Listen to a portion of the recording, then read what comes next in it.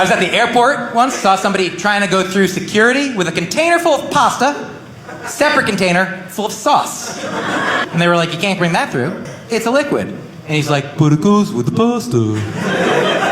Seems like that'd be the end of a story, but there's more. They said, okay, you can take that sauce, pour it into that pasta, mix it all together, bring that whole new thing through. That's what the government said.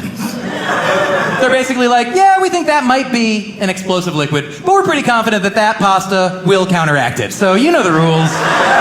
Separate, suspicious. Together, delicious. Go on through.